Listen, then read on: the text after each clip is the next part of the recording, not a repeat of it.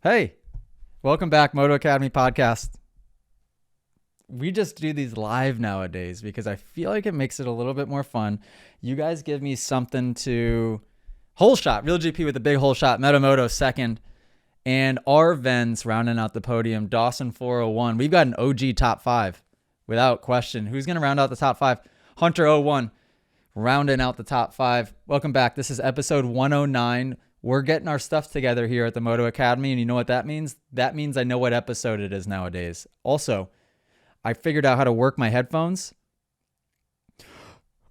And unfortunately for myself, I can now hear what all the listeners have to hear, which is mouth noises and breathing.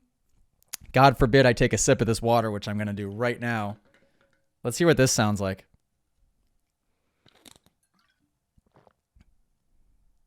Didn't sound that bad, although I was actually in the act of swallowing. So unsure on the swallowing. I'll still, for cousin Nikki's sake, I'll try to do it away from the mic.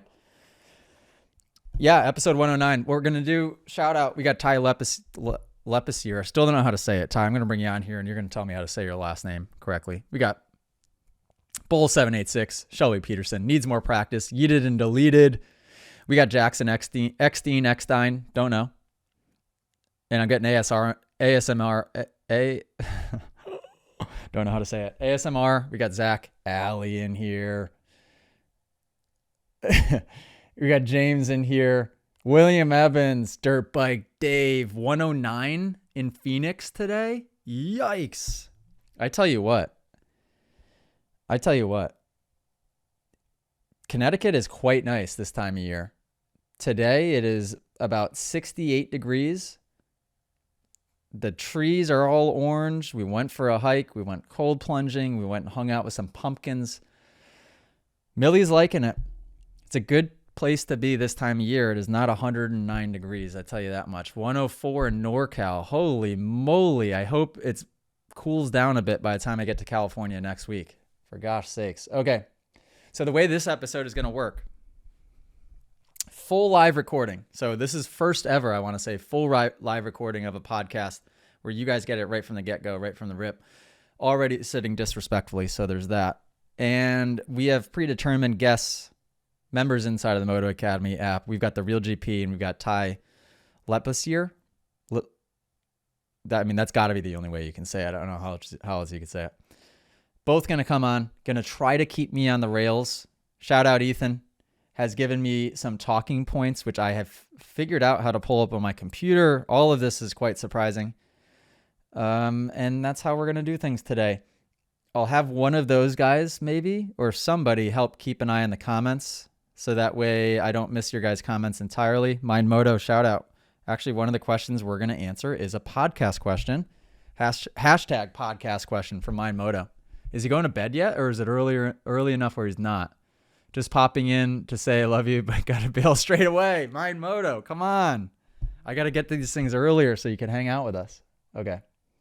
I'm going to bring the Real GP on. Let's hope it works. Nope, sure isn't. Real GP, sign out and sign back in. Sorry, it's giving me an only view profile option. It won't let me add you as a speaker. Let's try Ty. Let's see if this is working. Yep, it's working for Ty.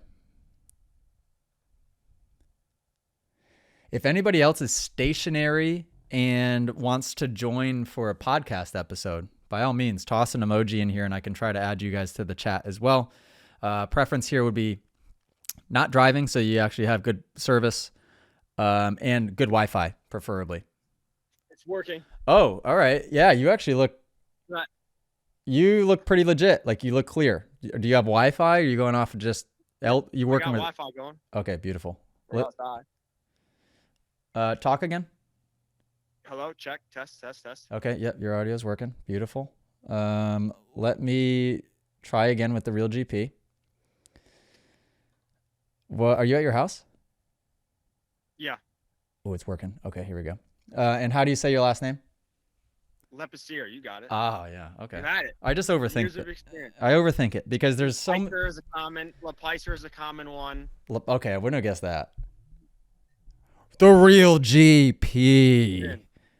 He's not at work. Oh my God. We need beanies. We need Moto Academy beanies. Yeah, we do. Do we? Yeah, we do. Have we ever had Moto Academy beanies?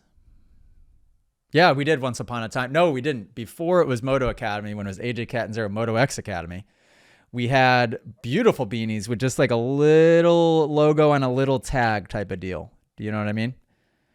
And they were quite nice. Can you guys hear me okay when I get further away from my phone? You sound great. Oh, you sound great.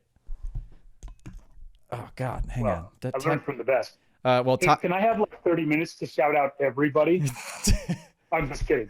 Mind Moto, great to see you in here. Shelby Peterson, all my TMAs, you guys. I literally need a half hour to shout out all my friends in this place. So. The real GP, you've cultivated more of a community inside of the Moto Academy than I have. So thank you. And shout out to you. It's what I do, I guess. Are you at a computer by chance? I'm not. I'm on my phone. Okay. Got a computer right over there. Okay. So I guess collectively here, we can pull this conversation wherever you guys want to. I have the talking points, which I didn't review, by the way.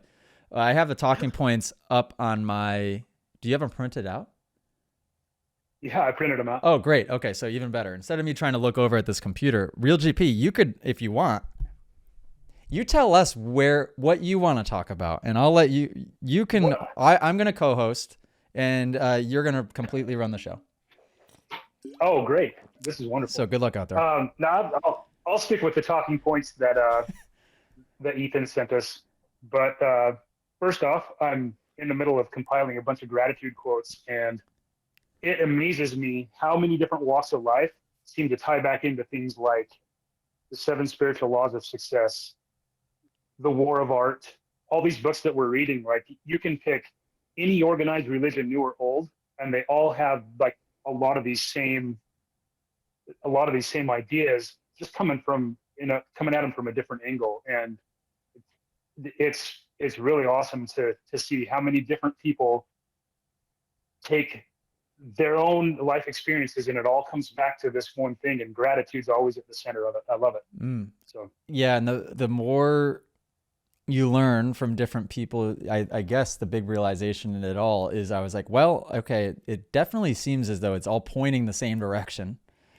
And it's more so like what you resonate with as far as the perspective that you're getting it from. And my goal is to try and create as much as a well-rounded perspective, so that I could just reiterate it maybe in different ways so people can understand it from me. And not that I know any of it fully yet. You know, we're all still very much in the learning process, but as I'm learning, I'm always trying to learn with the thought process of like, okay, how can I explain this to somebody most simply? But even then, I find myself like, oh, well, you know, I guess even then it might not resonate if you got 20 people in a room. You think you could say it perfectly, and it might only resonate with 3 people. And I'm just trying to say 3 out of 20 is probably a pretty good ratio. Probably pretty good. Pass on a good idea. Yeah. I know, but it's tough. tough. Will make fun of what you're saying too, so it's like, you really get one. You get one listener and someone that's with it, and then the rest of them are just, you're an idiot. But yeah, right. Well, because it doesn't. If somebody, the chances, I guess, this is where it's tough. I'm stuck in between a rock and a hard place right now, because it's like when I've dove more into the mindset stuff, the motocross stuff I felt as though resonated with my audience right away. Obviously, it's dirt bike people. They want to learn how to ride dirt bikes. It's still ricocheting off of some people. Don't get me wrong, but when you transcend more into like the general mindset categories, unless somebody's ready to hear something and hear it their way, you're just not going to be able to get through to them. So it's really just trying to be patient and be a chameleon and try to like say it 100 different times and hope that it aligns with where that person is at that given time. But man, it's so rewarding when you can make a little headway and you finally say something where you could see like somebody's eyes light up, or you can tell it's like, that's it. That's all it took. Like you just had to say it that one way, and it worked. Yep. And I think there's a good balance that you have to find between, I mean, you've got to put the message across in a way that hopefully somebody can apply it to them personally. But at the same time, it's not your responsibility for them to learn it. You just got to present it the best way you can, right? And so, if nobody gets it, if you're at a class and not one person gets it that day, well, they might get it tomorrow, but that's, that's not something that you should let weigh yourself down. I'm not saying that you do, but it's a two-way street there. And there are a lot of times where I'll watch a video, or when I've been at class, I'll go home and the next week I'll think, oh wait, this was said or that was said, and it takes a week for that light bulb to come on for me. Everybody's different. Some guys might pick it up. I remember watching one of your early videos where you had a guy who came in who had never ridden, and 20 minutes into the video, he was like, I think you said something about him progressing faster than anybody you'd ever seen. And but that's not everybody. So everybody's going to learn at a different pace and a different, with different things, and they'll apply it differently based on their personal situation. So. Yeah, and it's a gray area I think as a teacher, though, because it puts you in, like, do you judge your own performance based on how many people you got through? Do you disregard that fact completely? It's like you almost got to have an in-between area of, you've got to have it on your radar. Yeah. Like, okay, if I fell flat today, let's self-reflect a little bit. Did I suck? Or was everybody just not quite ready for that information? Because what I find, too, is that the more I'm reading and learning, my classes are rapidly changing. The structure is the same, but I'm speaking differently, and I'm trying to convey the information. The information is being conveyed differently. My vocabulary is changing. Yep. It's all changing. And sometimes I always check in with myself and make sure that it's like I'm not headed in a direction that is just becoming more confusing to understand. Right? Well, on that note, one of the things that I like is we're seeing a lot of older class footage come back through the socials. Like just yesterday, something that I filmed in February for you was popped up on Instagram, and to see something that you've done more recently versus even 8-9 months ago, and there are noticeable differences in the way you're teaching. So yeah, you're well in that middle ground where you're learning, but you're not, cutting yourself down because not everybody gets what you're teaching in that moment. So, I had a student. There's constant improvement. So I had a student in Salt Lake City at class a few weeks ago who was there with, it seemed as though his mom, who was taking the class, and then I think maybe was it his little brother or little sister, can't remember, also taking the class. He was on a Yamaha 252 stroke. He was a jumper, but it was the type of jumper that like makes you cringe because it just felt like at any second something was going to go wrong because his knees were too far forward. There was just some things going on. And so when we got to jumping at the end of class, the first piece of advice I gave him was, I said, you just got to just pull it back. Just stop doing that jump. You got to stop actually doing all the jumps here and just start jumping them halfway. And he kind of got defensive and he's like, well, that's not teaching me anything. What do you mean? Just tell me to do half the jump. And he said that in front of the whole class. So I was like, right away, I paused and I'm like, okay, this is an opportunity. Like, how do I phrase this right? And what was my next step? Okay, so I asked, this is what I did. So I made him just self-reflect like in real time. I go, okay, this is why. I said, when you're clearing the jump and you're coming past the area right where we're sitting right now, which is basically there's a pre-double, like a setup double before the big table. I go, what are you thinking when you're right here? And he goes, I'm just trying to go as fast as I can to get the speed. And I'm like, okay, well, what else are you thinking about? He goes, no, that's it.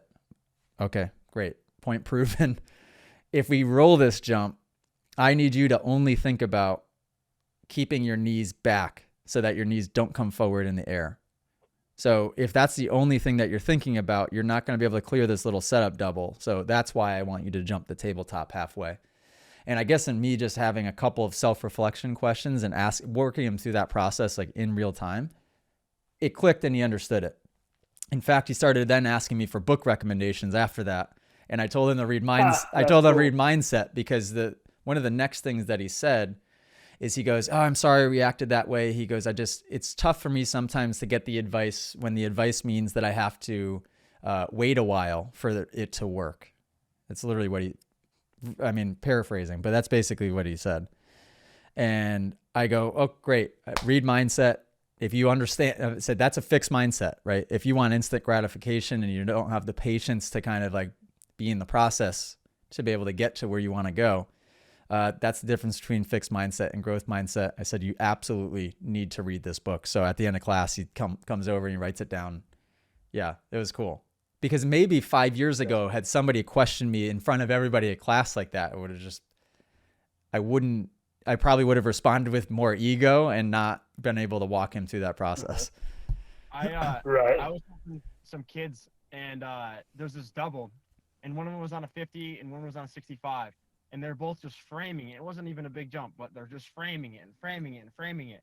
And I'm like, you guys have two decisions. We can either jump it, and I can have you guys do that, or we're not going to do that at all, and we're just going to roll it.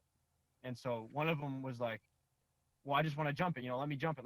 I said, well, I'm not going to let you jump it. I'm like, you gotta take a step back here. I'm like, we have to, do the smaller jump, the smaller table in front of it correctly. Cause the one kid, his knees were going far forward and he was landing in an unsafe position. I was like, man, if you keep doing this, this is risky. Or if you over jump it into the next roller, that's going to be even worse if your knees are forward. So, and that was hard for kids too, cause they just want to go. And I had, toned it down.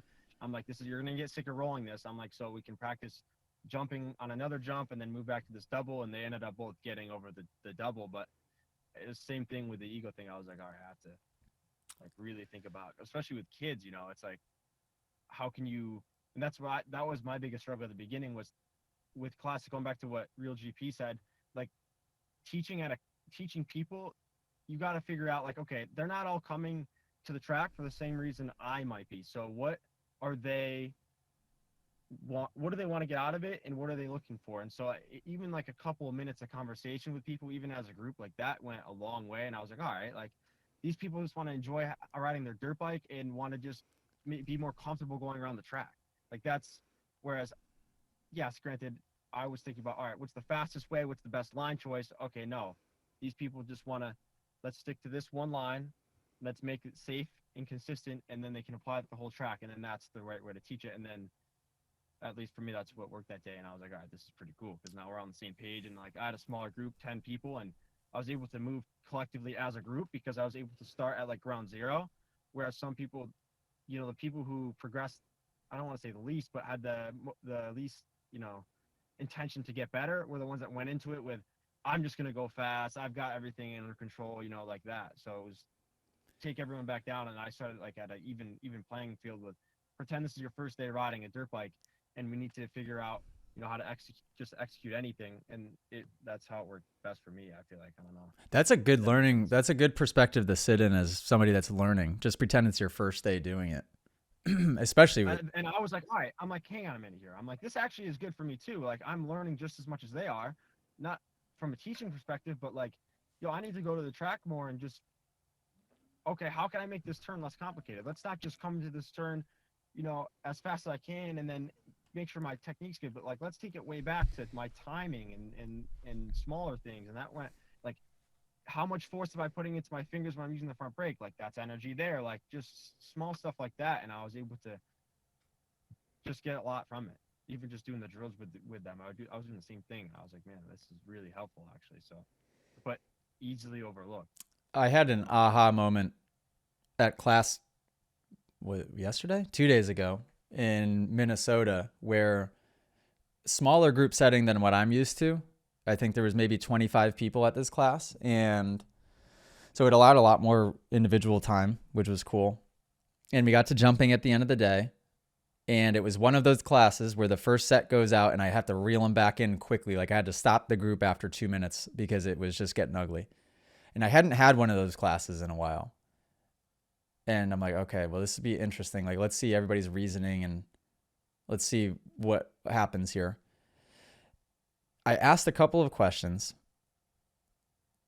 Can't remember specifically what the questions were, but I think maybe I asked, like, what are you guys gauging your success for jumping? Like, what is the gauge? What are you gauging when you're doing jumps, when you're practicing jumps that tells you, okay, I'm doing a good job or I'm not doing a good job?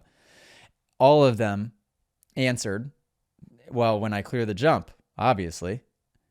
So in my head right away, I'm like, Oh, all right. Well, the only gauge that any of these people at this class, at least, that are using to calibrate whether they're doing a good or not good job is if they're clearing the jump to the downside or not.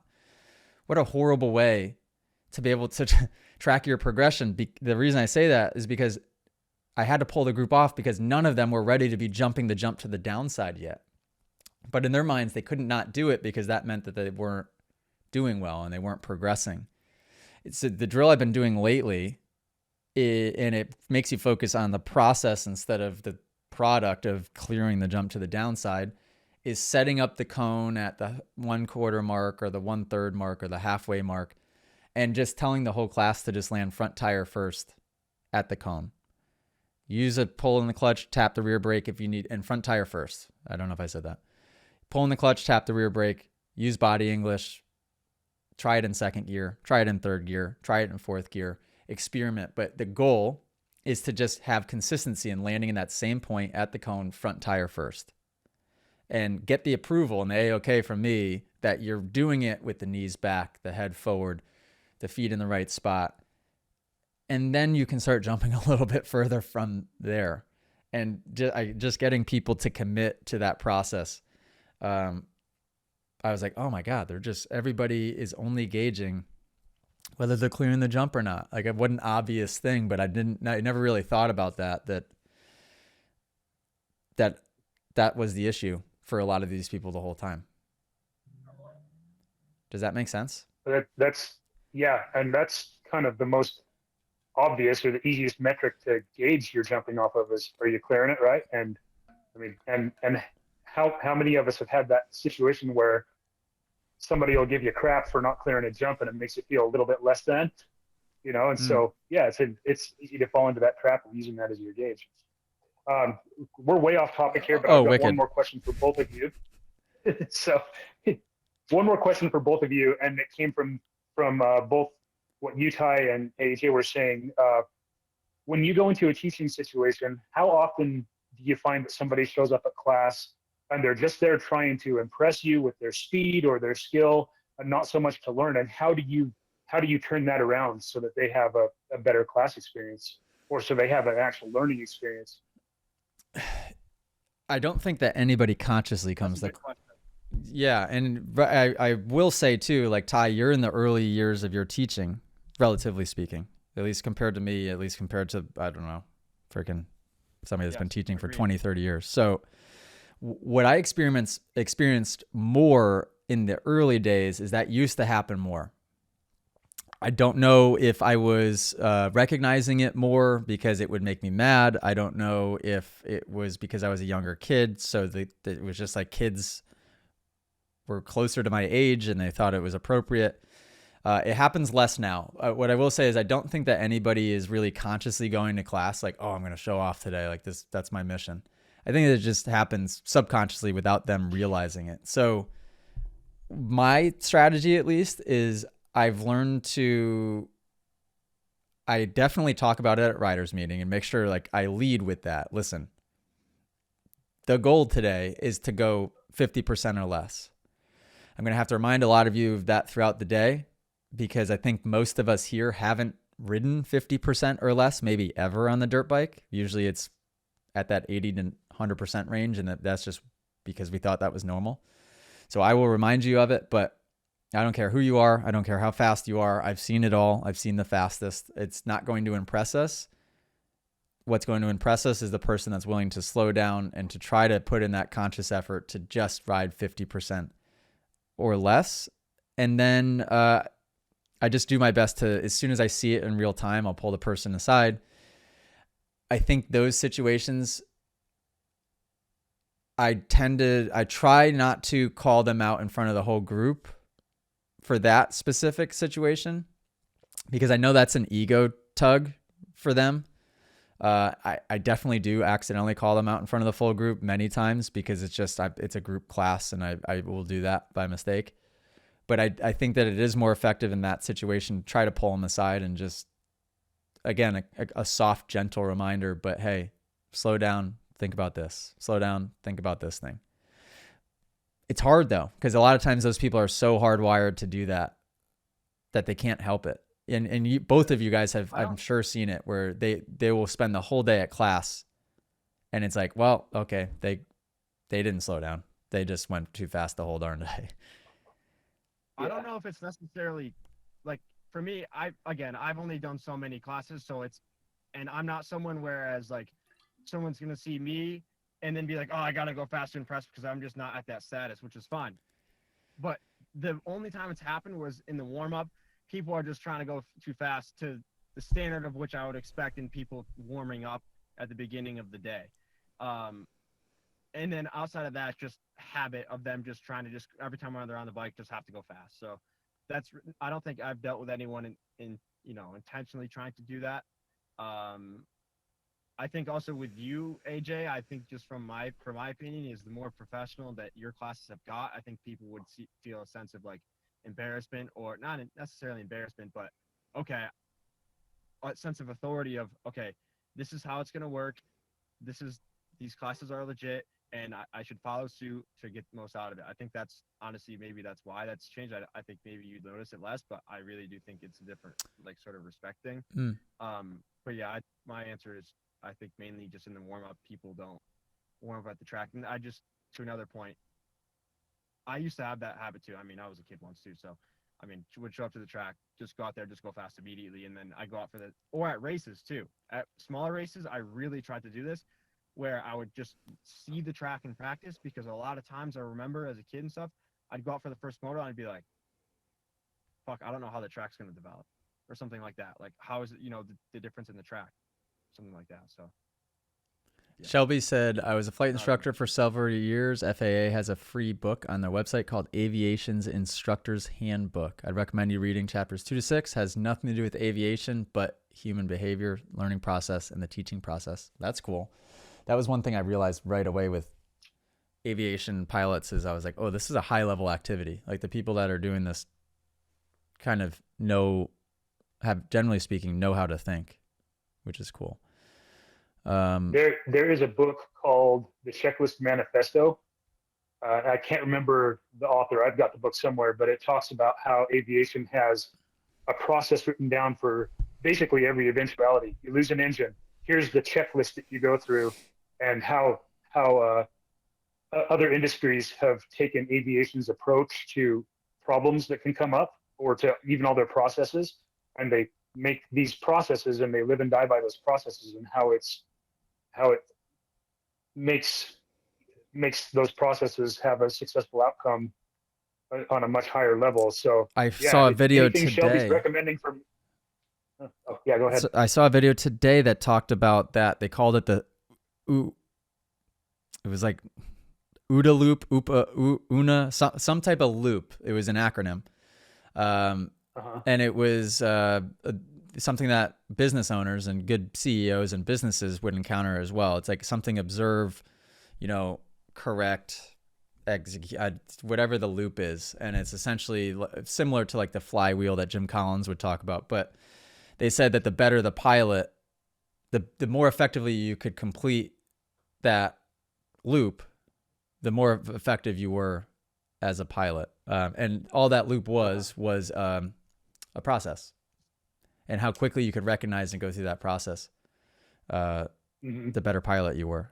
And I wish I could remember what it was called, but yes, exactly. I mean, just to your point, Real GP, keep us on the rails here. Bring us back to all right. Our just to wrap bring up us to really some quick. topics. I was going to say, in my experience with your classes, I've had that where, like, I remembered you saying how you'll point people out and be like, hey, are you in the app? And I always wanted to be that guy, but everybody already knows I'm in the app anyway, so that would never happen to me.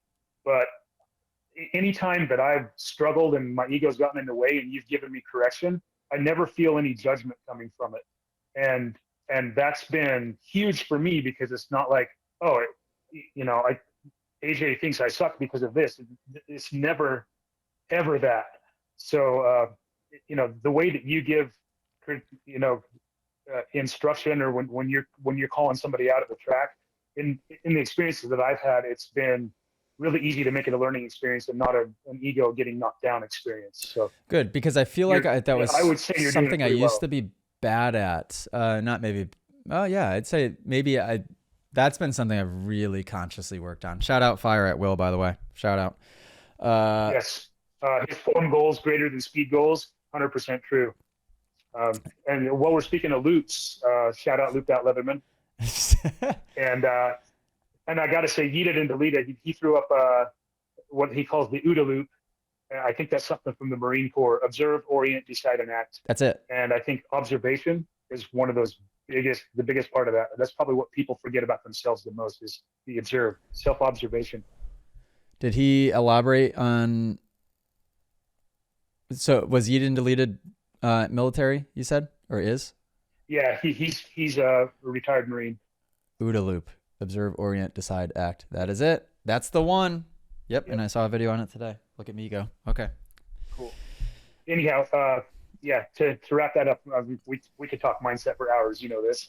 That's the danger in bringing me on. Did you get a bunch of quotes? So, Are you a mindset guy? Are you a mindset guy? Oh, deep. I love mindset. He's deep into it. I'm a struggling student of mindset. This is good. Sure, go ahead, Todd. I had no idea. I know nothing about you, by the way. Just on the live. Well, you're all good there. So. Ty, you'll learn much more about the real GP. You guys will get a chance to meet, I'm sure, here before too long. Yeah. What part of the country are you in, Ty? Massachusetts. I'm from not far from where AJ is, but you know Southwick? Yes. About 40 minutes from Southwick, I'd say, about an hour. That's a bucket list track for me someday. So. It's fun. I was there one day with not with him, but he was there the same day Michael Lindsay was there from Vital Max. He goes, dude, I had no idea. Because he was testing the markout, and he was like, saying the storyline for him was he does all these off-road races. This was probably 2 years ago now, and he had never been to a J-Day off-road, that series that he did. So he came to one and wrote a Stark at it, and he was like, dude, this is crazy. Like, he loved it. So that's, yeah. The New England moto scene is awesome. I'm very lucky legit. to have it close because it's, as hard as it is on bikes and stuff, it's a good training tool. Now, would I ride it every week and just ride that track only? No, but it's a good training tool. It's fun. Cool.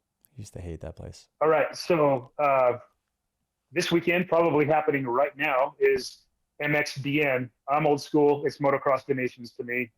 So track looks absolutely gnarly.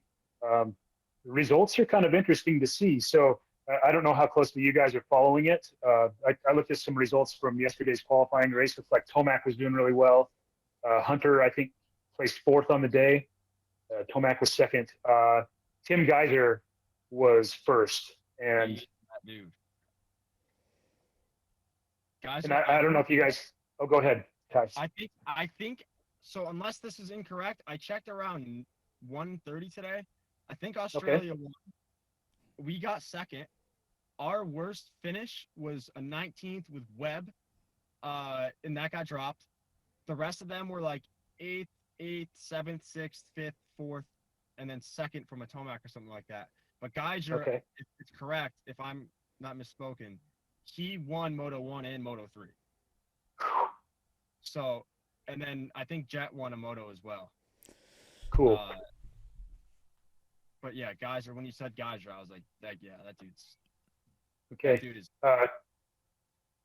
Ray Van Spoiler alert. Oh, Sean, sorry. Spoiler alert. Okay. We're not going to talk about donations anymore. Well, no, I mean, No, we It happened this morning at 5 a.m. I'm sorry, guys. I'm sorry. So is it so it's over now? Apparently. Yeah. Okay. Yeah, that would make sense. It's okay already. So Australia won? Spoiler alert. Yeah. Tell us who won. And Australia won. who was Team Australia? Obviously, Jet and Hunter. Who was who was the third guy? Webster from Uriev's team. Oh, Yeah, really? I don't remember. No way. Wow. Will's saying he thought Netherlands won. So he did real good. His worst finish was like a 13th. Man, think about the year that Jet and Hunter, just the years that Jet and Hunter have had.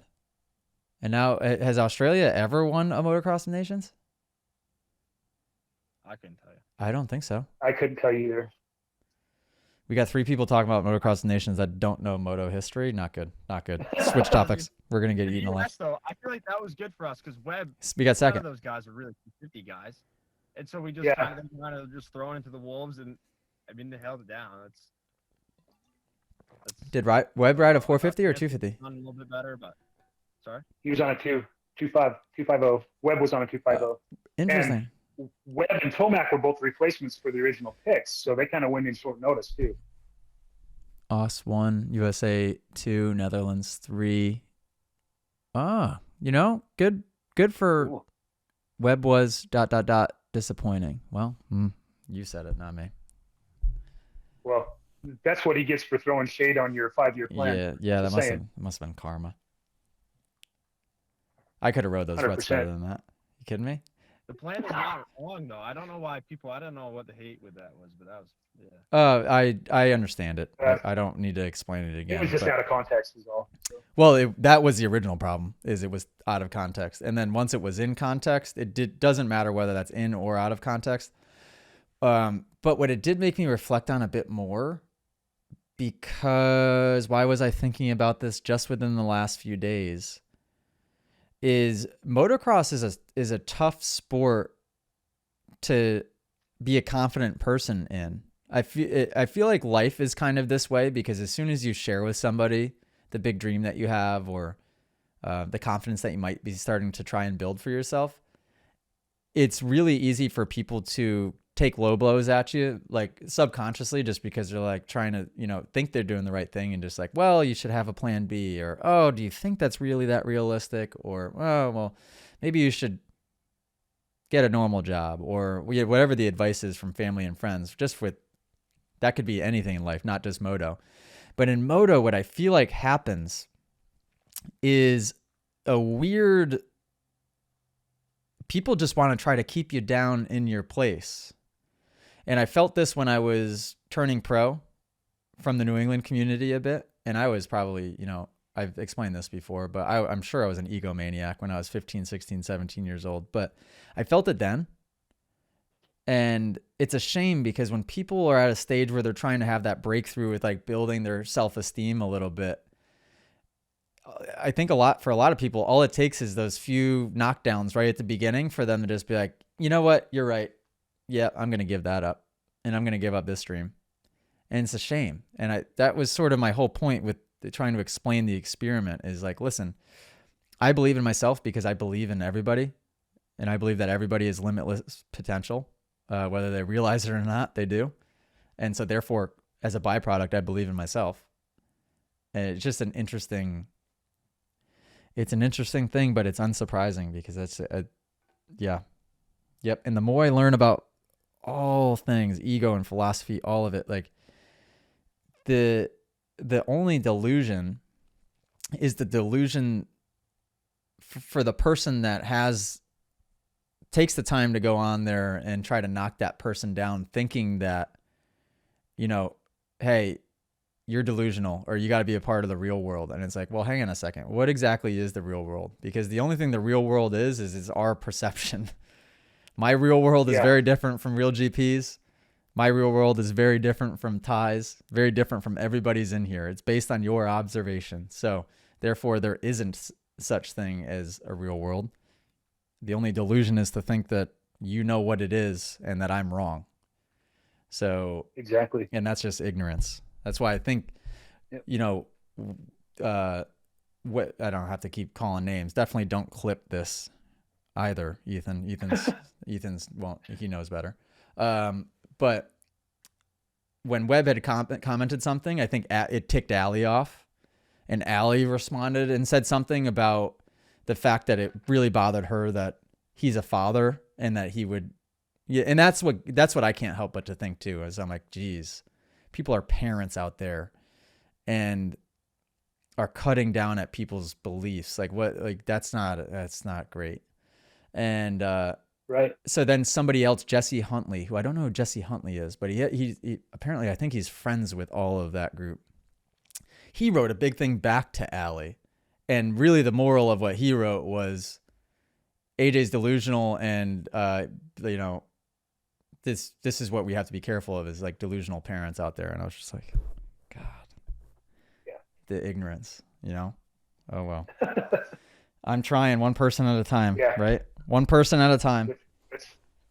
That's about all you can do, and that's a good lead into our podcast question from Mind Moto. Shout out Mind Moto. He's no longer in the chat. Shout out. But I will read his question here. He says, "I have a 13-year-old and a 9-year-old boy, and it's something I'm working closely with both of them on. But in your opinion, what are the biggest challenges parents face today in raising emotionally strong and socially aware children? And how can they balance letting kids explore technology while setting healthy boundaries and teaching critical thinking?" What, fantastic freaking question. First of all, Real GP, do you have an answer? I'll go ahead and put my foot in my mouth first. Absolutely. So I just wrote down some things with kids and with our kids. We like them to have the freedom to do what they want, but we also try to keep them structured, because kids don't always have the level of discipline it takes to take things in a healthy direction, whatever they're into, or whatever they're exploring at the time. So we try to have structure for our kids. Like, my 6-year-old, he knows he can't play video games past 8 o'clock at night, or he's going to have a hard time falling asleep. And he fights us on it every day, but we make sure that we stick to it. Another thing is objective truth. Well, each of our realities are different. There are some things that are objectively true in the world, and I think that it's important as parents that we teach our kids what is objectively true. And could you give me an as example? a side note to that, an objective truth. Yeah. I don't know how to without getting political and getting a lot of shade headed our way. And not because it's anything I would say is political, but okay, for one, the sun rises in the east. Okay. You can tell your kids it rises in the north, but that doesn't change the fact that it rises in the east. Okay, that's a good one. That's a good example. That's an objective truth. Got it. Okay. And so, but there are a lot of things that, with objective truth too, you also have to realize that because everyone's reality is different, there's very little black and white. I would say 95% of everything is a gray area. And so you have to keep that in mind when you're working with objective truth, or what you believe to be objective. Transparency. We're open with our kids. If they have questions, we answer them. It's not like wait till you're older or you're not old enough to understand that. We try to, and my wife, Mrs. The Real GP, is really, really good about knowing how to break things down for whether it's our 16-year-old, our 14-year-old, or our 6-year-old, to help them understand, when they've got a question about something kind of serious, or, when it comes to helping them critically think about things. She's really good about explaining things on their level and helping them think and understand. And that's one thing that we try to do. She's been more intentional earlier on than I was about it, but about letting our kids have the facts and then helping guide them to make a good decision based on those facts. So transparency is a big one, and then asking questions, and asking a lot of questions, and trying to help them learn how to think through things by asking questions. Mm-hmm. If you do this, what do you think will happen? If you do that, and like I said, I learned a lot of this from Mrs. The Real GP. She's super, super good at this, and so I don't know how well that answered the question, but go ahead and take a stab at it. I like that. I like the questions part, especially because that, for me at least, is what helps navigate through those gray areas, right? And you were spot on in saying that, yeah, there are objective truths out there, but most of life is that gray area. And the unfortunate thing is, the more that I learn, the more I realize I don't know, and therefore the more I sit in that gray area. And it makes me question, like, what is my philosophy as a parent? Like, what the heck am I going to try and teach my daughter? Like, it's confusing. And I think that this, I'm sure, has always been an issue, but it seems as though maybe now more than ever that there for her peers and anybody that's her age, it's going to be very tough for her to look around and have good examples, right? Yeah. So I think that is going to be maybe the hardest part of it all, is that, and I don't want to be a preacher and have her just live her life based on what I think is the proper moral compass. But I think just maybe trying to provoke the right questions, which will then in turn create as much awareness as possible. I think maybe that would be like one of the fundamental goals is help create awareness, as much awareness as possible. And with awareness, you can self-reflect. With awareness, you can be able to look at somebody and know if they have for the most part, have the right intentions or the wrong intentions, or if they're doing something that's right or wrong. I had some of it and I didn't. I think how my parents raised me was pretty broad. It was really like no drugs, no alcohol, that don't bully people. And that was it, at least from what I remember. Right. Uh-huh. So there was a lot left up for interpretation beyond that. I did definitely stick to those 3 things that they told me not to do and really leaned into them heavy. Like I was very anti those things. And, but I would definitely consider myself up until just the last few years, a pretty unconscious, unaware person, unfortunately. Yeah. And so, yeah, I think just trying to cultivate awareness as much as possible. How do you do that? You know, asking questions, I guess, is a great way, and trying to work through problems with them instead of saying, okay, well, you're wrong. I'm going to tell you why. And this is why. Let's talk through it. But I'm excited and I'm so curious because Millie obviously is too young for any of that yet, but, I'm excited and I'm nervous because part of me hopes that, and I know this isn't how it's going to play out, but part of me hopes that she will just know. Well, and I know I think she's got a couple pretty good examples. She has good examples, but I don't think I don't think it matters, right? I think it matters to a certain extent, but it's like she's still going to test boundaries. She's still going to experience all of the things. And yeah, I'm curious. I'm very curious. I guess I don't want to say just obviously I don't have any kids, but just my parents were never, I've got a younger brother who's 19 and he's in school. He's in college. He's going to be an engineer. But we never got into drinking, drugs. We both have never even tried either of them because our parents were never, you have to be in bed at 8 o'clock. You have to do this.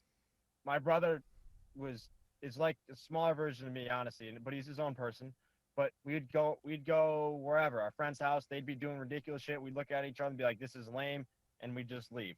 And that was it. So, I mean, we never really, I don't know. I was around. But yet you had a ton of freedom from your parents. Sorry. Yeah. You never messed with that type of stuff. But yet you had a lot of freedom from your parents. We never had to have Life 360, which is, I think it's crazy that parents even like don't have you, from my opinion, if I was a 17-year-old kid and my parents want my location all the time, that's just, there's no trust there. So it's like, it'd be and my dad was a sergeant. He works in the police force. So if there was any kids that were getting made fun of for not doing something because it was what my dad did for work, it was us, right? So even though that wasn't the case, we just, we had, in my head, I was like, when I go, even at 8, 9 years old, I was like, I feel better when I ride the next day when I go to bed at 8 o'clock. So that's what I did. I went to bed at 8 o'clock. So that was just normal for me. And then as I got older, I was like, oh, people don't actually live like this. And then I was like, well, so I think it was like, this sounds super lame, but I went to bed at like 12 o'clock once. Rode the next day, didn't feel as energized, and I was like, that's all it took. Last time I'm doing that. And then immediately, because I wanted to go to bed earlier, I was missing all the shenanigans that people would get into. And it sounds silly, but growing up at like a local motocross level, you go to a race weekend on Friday, everyone's drinking, hanging out, all the parents are, okay, and then after Saturday's practice is done, what do they do after the bike work's done? Is that all right? So I see that stupid stuff happens from around that. That's really where the no drinking came from. I'm like, man, this is really kind of weird. They're waking up late, the kids aren't organized, they're tired the next day. And I wasn't even told, like, don't run around with your friends. I just freedom really is really what we had, and I don't know. Interesting. No one was ever telling us you have to do this. Oh, I thought I heard a But- baby crying. Uh-oh.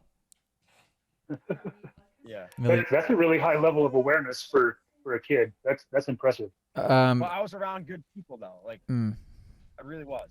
So I'm very fortunate that my parents are good people, and like my dad wasn't the type to be very egotistical. Like when I was like 11 and 12, I was like, I want to go work with AJ at Rocky Hill, and my dad was like, okay, fine, and he took, like that's wasn't like, oh well, I can do it better, or we can do this at home. Like no, it was, and a lot of parents are like that. It was just tough. It's very hard for me to watch a parent, I'm trying to teach a kid something, they're yelling, I'm stand up, go faster, blah. It's like, man, like there's a kid that I was working with today, he's on an 85, and he doesn't listen to his dad at all, because when his dad speaks to him, it's very forceful and like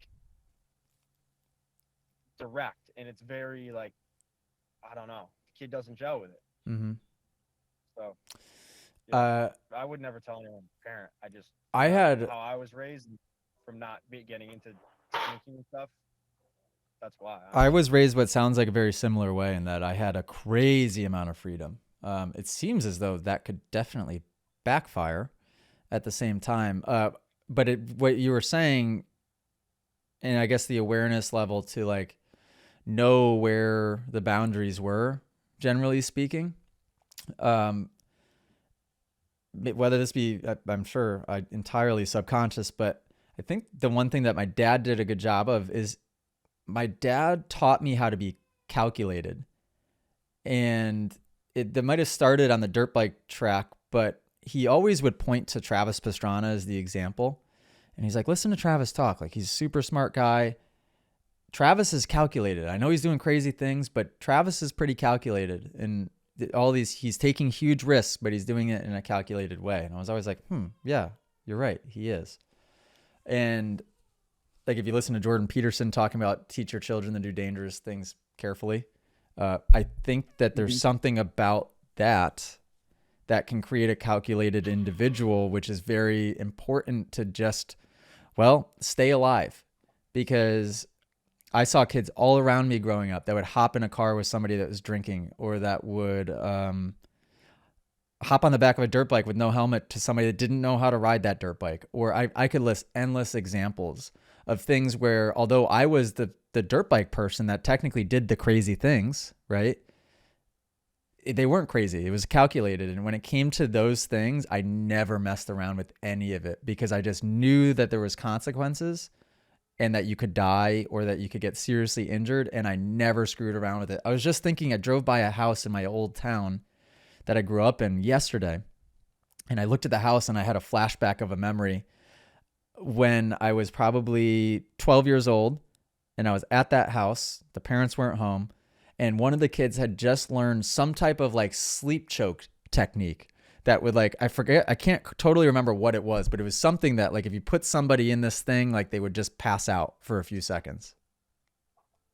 And they were all doing it to each other.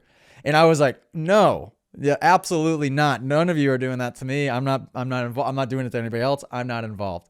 Like stupid stuff like that most kids would not think twice about. I always had really good intuition of where those boundaries were, one way or another. Mm-hmm. And I think it was something that my dad instilled in me on the bike specifically, but it transcended outside of that in life, if that makes any sense. Yep. Teach correct principles and let them govern themselves, that sort of thing. Yeah. Yeah. And it's amazing, but I guess it apparently, even in what I consider myself to be, I was pretty unconscious, it still worked. Mm-hmm. That's great. All right. Yeah, I could talk more about that, but I don't know that it would add more to the conversation. Great question, Moto. Great answers, guys. Thank you. Yes, that was a beautiful question. I think the one thing to close that out that I would say is that where we're talking about a 13-year-old and a 9-year-old, we're talking about two distinctly different individuals. What's going to work for the 13-year-old may not work for the 9-year-old. So definitely don't try to go at it with a one-size-fits-all approach. And I'll end that by saying I'm no expert. So same. Yeah, take that for what it's worth. Same. Great question. And I I love the input that you guys gave on your growing up, because quite a bit different from how I grew up, and I can see a lot of stark differences in the way you guys think or thought at an earlier age than I did. So But just proves a point really, as well as really there cool. isn't one way of doing it.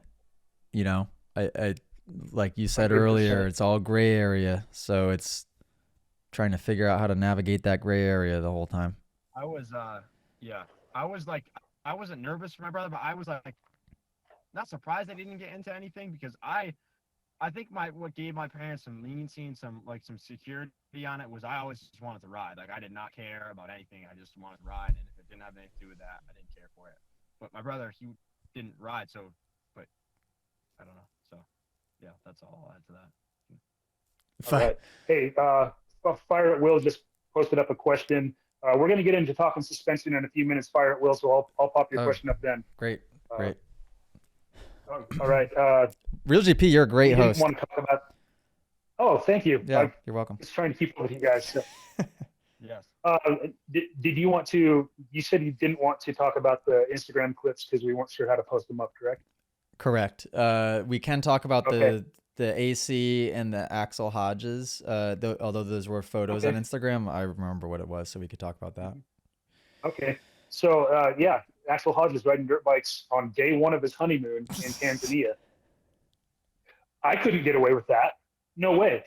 But No, I'm me not a pro neither. dirt bike rider either. No, so. me neither. Allie wouldn't allow that. Although, wait, has that happened before?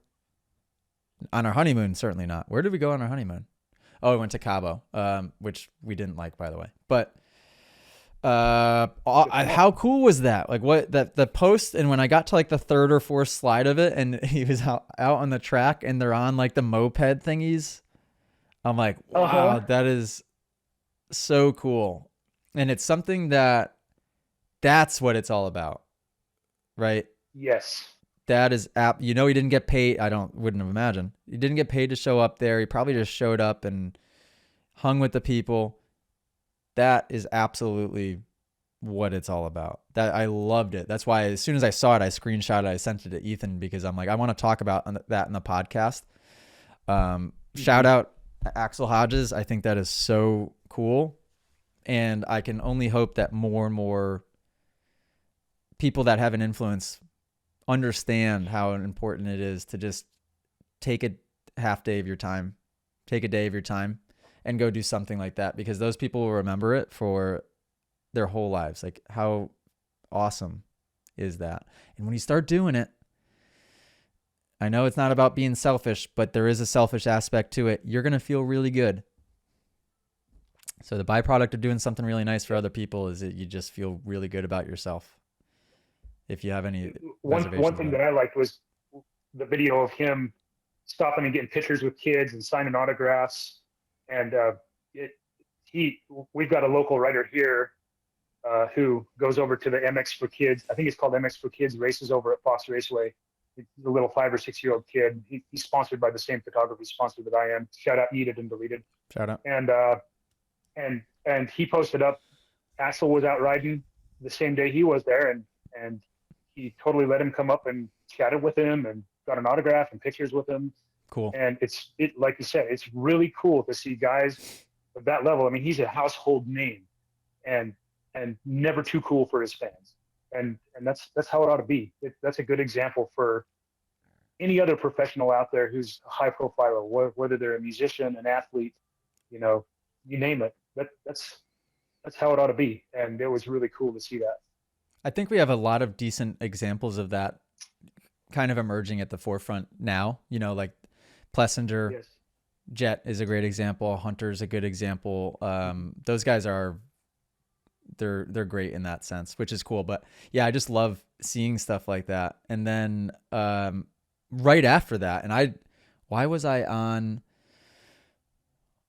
Oh, you know what? I actually did it with intention, I suppose. So I don't go on Instagram now unless I'm proofreading or proof watching clips, which I don't even have to do anymore, because now Ethan, we have a social approvals chat in Slack where I can just click right into that and it brings me and I can see him and it's awesome. but it worked out perfect for me being able to get some topics for the podcast because I just went to the Explore page and just scrolled a couple times and got a couple of good things. Right under the Axel Hodges post was a post of Adam Sansarillo went pit bike riding all day long. And then I like zoom in and look at the picture and it's him, Daniel Ricciardo, Jace from Gypsy Tales, and there's a couple of other people that I didn't click to see who they were. How cool is that also? I just love that when these people, a lot of times it takes for these guys to retire to realize how much they really, really, really loved it in the first place. Not to say that AC is one of those guys. I think he was very grateful for what he had in many of those later years of his career. But these guys just love riding dirt bikes. And the fact that that guy just retired and he's out there now riding a little pit bike all day long is so cool to me. Yeah. I don't know why. It just put a smile on my face when I saw that post. Things I'm like, that. Yeah. I can speak from the perspective of someone else. Because I was on a track and there was a guy from France. His name's Romain Pape, and I don't know if either of you are familiar with him, but he's very, very fast. And he was with a privateer team in the summer doing outdoors, and he was like around like Macarat speed, like breaking the top 10. And he's at the track. He's parked across from me, and I'm like, I'm not going to impede on what he's doing, like this, whatever, but I'm going to watch him and I'm going to mirror him and try to, like, I need to learn from this because it's very rare that, again, and I'm not where I want to be, but it's harder as the older you get and the more you develop to be around guys that you want to be like or aspire to be like or to reach towards. And Romain is one of those guys by nature, and I never even really knew him. The guy can barely kind of speak English, but I just went over there, started talking to him, and they were the nicest people ever. They're from France, they're extremely nice, very just, even though they're at where I was from, they're very welcoming, whatever. And I ended up training with them that day, the next day. And I learned a lot just from not necessarily the intent standpoint, but how he does it and I almost needed a mindset reset of how serious it is each time he rides. It was good for me to be around because it's hard to ride by yourself and to have that level of intensity of this matters. And it was really cool. I really appreciated it. And I think he did too in a way, but I haven't had one of those days since maybe I was on minis, it was cool. Mainly I got a clinic on, I can enter the turns faster, but it's so hard to gauge. Like, I feel like I'm going fast, but I can't tell how fast. So I'm behind him going into a turn. I'm like, all right, that is fast. I can step it up a bit. And so it was cool. It's just being conscious of the small little things that you can, guys like that, especially they've been through it likely, it makes right at that. He's like right there too. He's like really should be on some sort of team. He really does need it, but he doesn't have it. And again, he admitted right to me, he was like, in his accent, he's like, it's because I do not ride Supercross. And and then he went out and he was in California with his coach. I think it might have been Shimoda and Bumer's coach or some guy. Yeah, the unique whatever guy, maybe. Yeah. Yep. And he's like, but I'm gonna learn and this and that. And it's people like that that are typically really, really grateful for the things that they have, the opportunities that they have, the conditions on the track. It's a lot of times the people like that it doesn't matter what the conditions are. Those people are out there putting in the work, and they're also happy to some extent to be putting in the work. I think the next day it was he convinced the track owner to let us ride. The next day that he was closed, and we started at 7:30 and we ended at 6:30.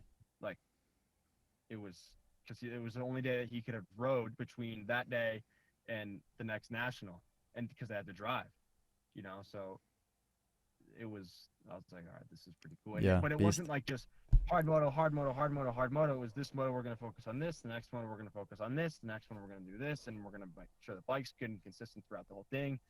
And it was productive, but it was cool. It was fun. It was very good to be in that position again. I enjoy being, for me personally, I'd rather be in that position than in the one of just, like if I can get smoked by someone, like I was there with my grandfather. I'm like, if this could happen every day, like this is what I need. Like this is the difference for being able to ride with guys like this.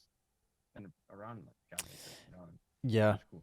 I lacked that obviously growing up. I mean, I was when I was on little bikes, I had the advantage of being able to ride with guys on big bikes, which was nice. And then it got to a certain point, the last couple of years of being in New England, where I didn't get a chance to practice with like Jimmy Dakotas. He would have been like the best person to ride with.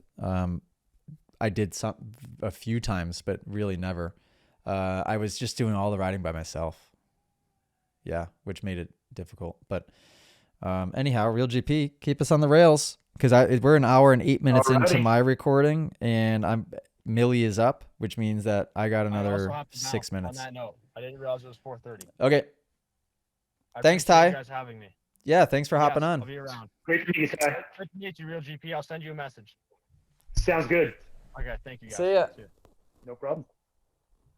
Now, does he know how to get off? I just want to close that out with just saying that it's cool to see Adam, like you said, going out and having fun on a bike. I think about Ryan Villapoto, Bubba Stewart. You know, those guys left the sport and disappeared from it for a while, and it was kind of heartbreaking. So, and I love seeing that Adam is enjoying riding dirt bikes post-racing career, and I know that wasn't always that way for him. And if you've ever listened to his podcast, he gets into that a little bit about, you know, the struggles that he had like earlier on and always fighting the injuries that he had.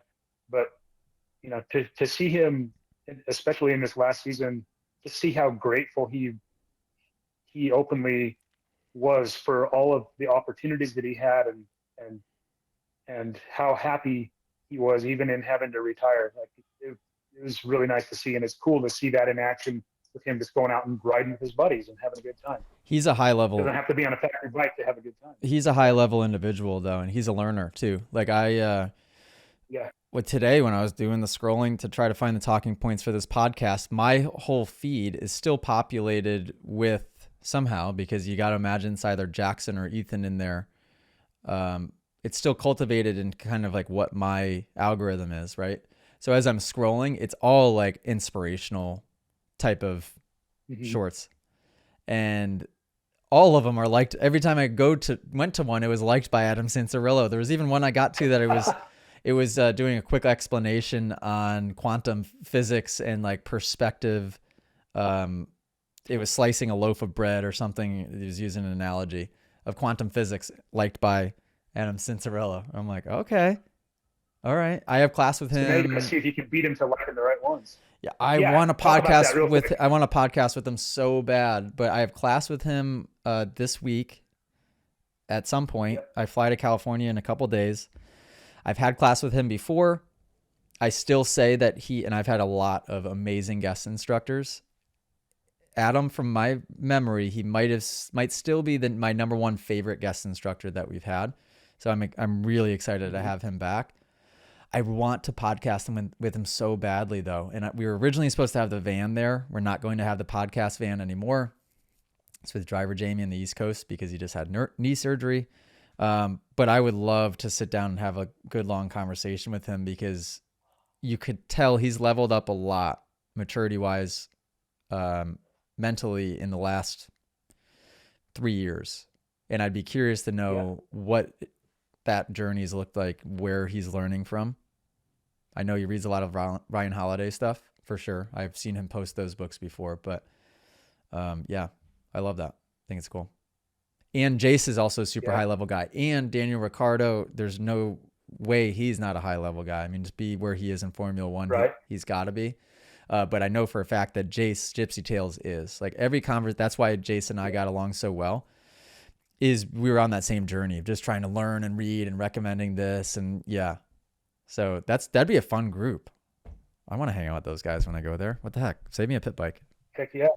So do you have any spots still open for that class for anybody who's listening who might want to attend? Matter of fact, Real GP, yes, we do. We have spots left for the Adam Cincerillo class, and you can sign up at the motoacademy.com. There might be VIP passes available still as well. So if you want a little VIP action for the day, sign up. Cahuilla Creek.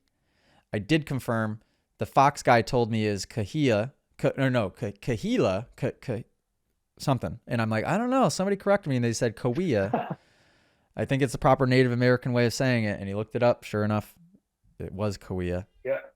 It's an awesome Local A track. class confirmed that for us because I was saying it wrong too. Yes. And I think that depending on how many people are final head count, I have the opportunity to rent the whole facility. So we'll make that judgment call probably within a day or two of class.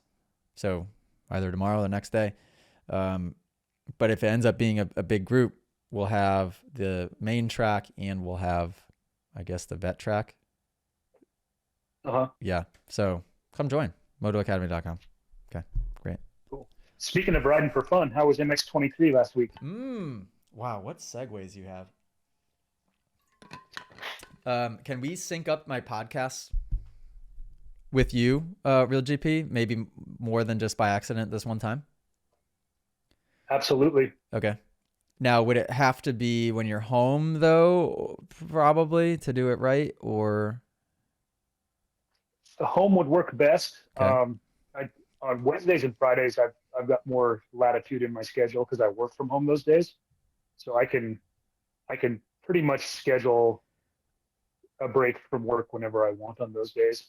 But yeah, if they're shorter ones, I could do it on my lunch break at work. Yeah, the goal And that's not a really big is deal. we're at an hour and 15 now. I really like to keep them to under an hour and 15, right? Yeah. Because it's easy for us to sit here and we could talk for 3 hours, but you certainly don't have that time, and I don't either.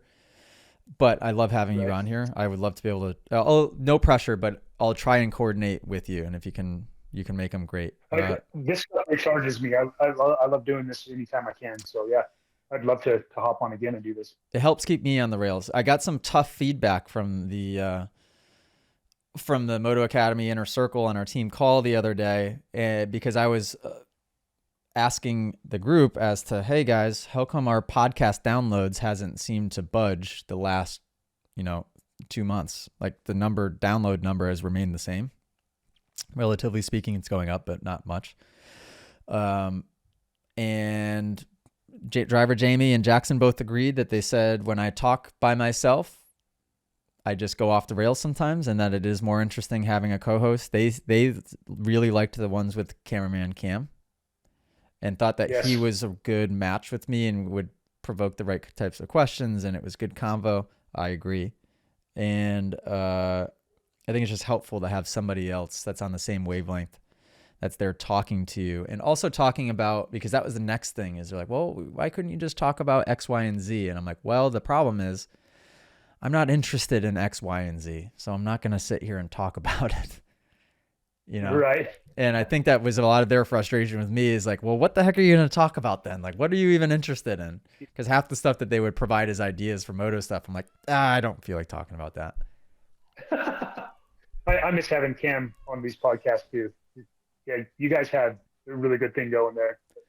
Yeah, and maybe that's a possibility too. I was thinking of that yesterday. I'm like, well, he, I'm sure, has an editing studio at home. He could probably very easily set up a podcast setup again if it's not there already.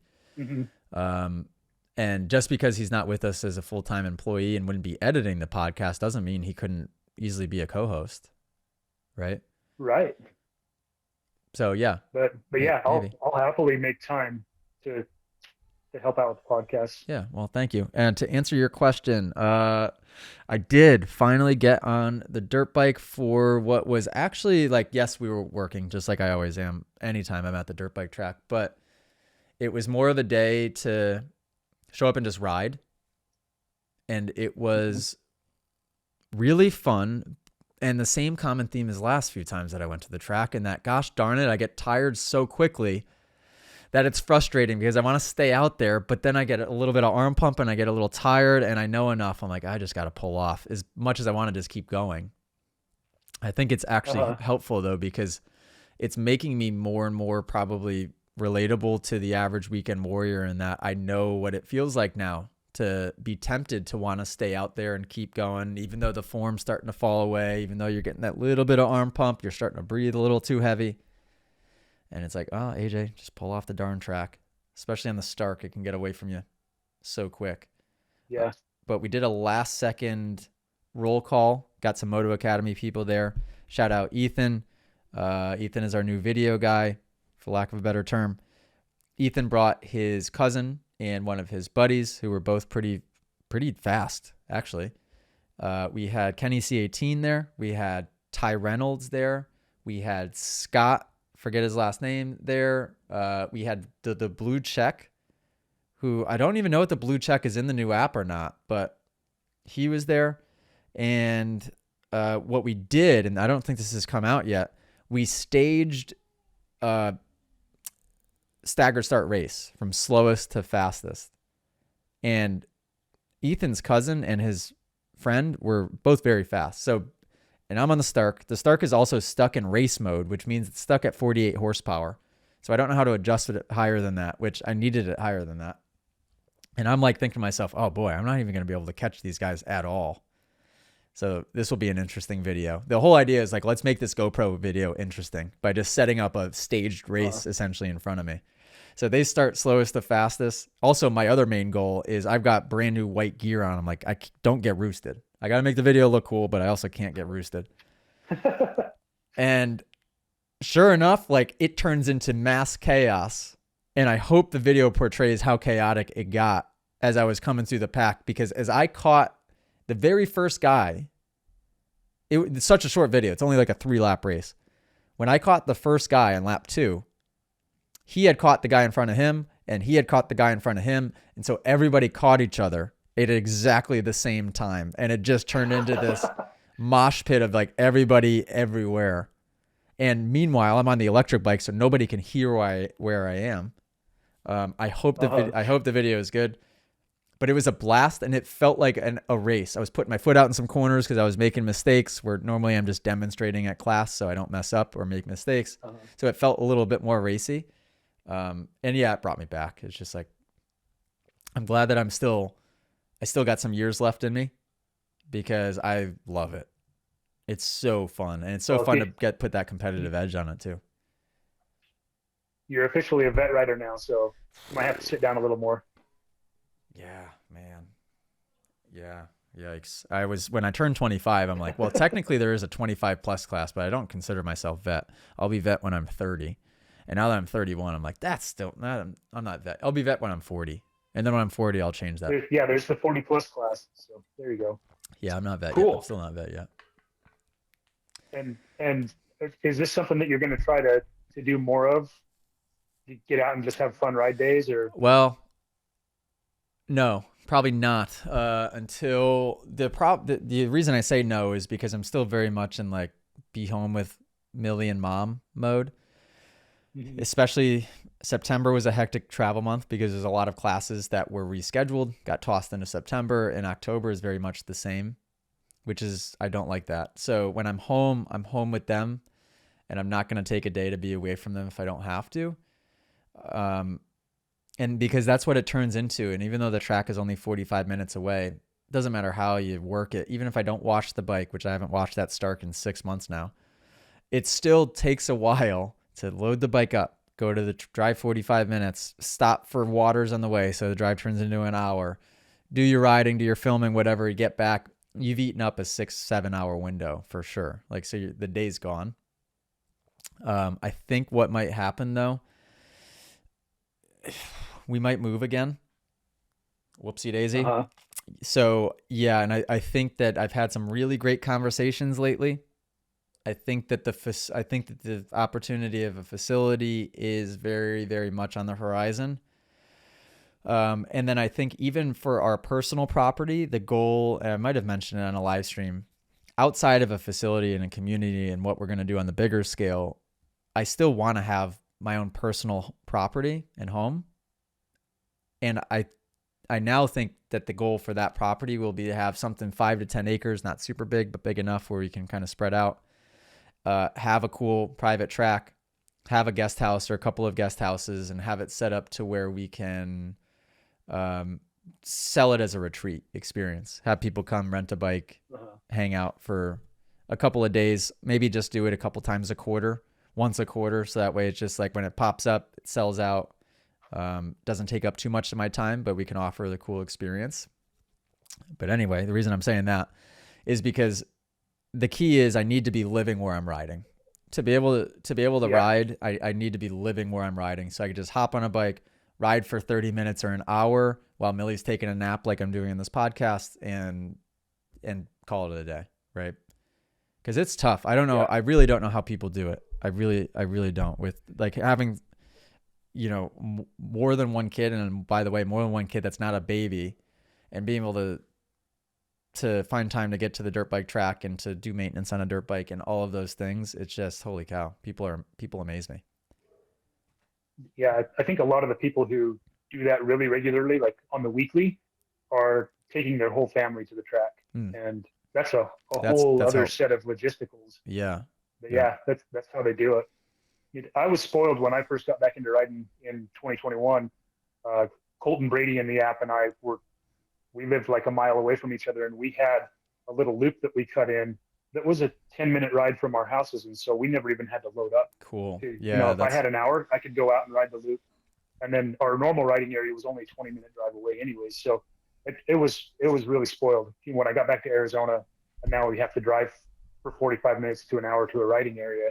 Yeah, it takes your whole day, and then you get home and you're tired and you want to take a nap, and it's, all that stuff that comes with being a vet rider. So. The naps especially. Shout out Michael Himmelstein, if that's how you say your last name. Shout out. Okay, well, let's say if there are other talking points, let's save them because that's reading an hour and 25. I for sure got to go now. Yeah, we're getting over, and so fire at will. We'll get to your question next time. I'll save it, and we've got three topics we could talk about next time. Beautiful. I think will be very good. Beautiful. Well, shout out everybody in here for hopping on midday and a Sunday. I know you guys got better things to be doing. Shout out Real GP for being a flippin' amazing host on the Moto Academy. This has been episode 109.